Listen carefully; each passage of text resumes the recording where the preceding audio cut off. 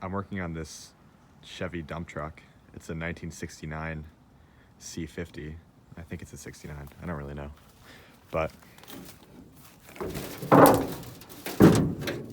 I was about to get it going the other night and I noticed that it wasn't pulling any fuel. So today I'm going to change the mechanical fuel pump right there.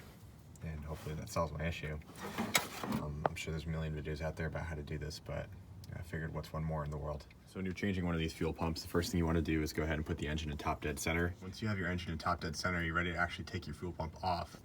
Go ahead and disconnect the hoses that go to the fuel pump right here, and then we'll actually unbolt it.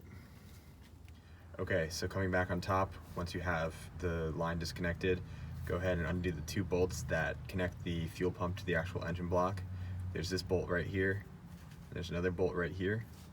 They both have 7/16 heads on them. Once both of those bolts are out, your fuel pump is ready to come off. There is a gasket that seals it in between the block, where it meets the block. So that might hold on a little bit. You might have to tap it, but just go ahead and kind of wiggle it free. And that's it, it's off. Next, there is a few more things that we have to get to. There's a push rod down in here that we'll deal with, but there's also a plate that covers a larger hole on the block for the fuel pump, and that's removed by removing these two bolts. So that's what we're gonna do next. So once you get these last two bolts out, the plate should come off pretty easily. If it doesn't, there is some gasket maker around here, so you might have to take a flathead screwdriver and pry it off. Be careful not to mark up the block when you do that. You know, you want to have a good flat surface there. Also, once you take that plate off, this rod right here might come out. That's all right. But next, what you're going to want to do is you're going to want to take a gasket scraper and just clean up this surface. Once you get the block clean and ready to install the new gasket, you install the rod, and the rod's going to sit right inside that hole that's right in the center. Now, if you just install the rod dry without anything on it, it's just going to keep sliding out and it's going to be an absolute pain. You cover the rod in grease, just like that. I'm just using some really old wheel bearing grease. And go ahead, I don't know if you're going to be able to see that. Just push it into place and the grease will hold the rod. The grease will dissolve, so don't worry about that. But just make sure that if you do get any excess grease onto the block, that you wipe it off.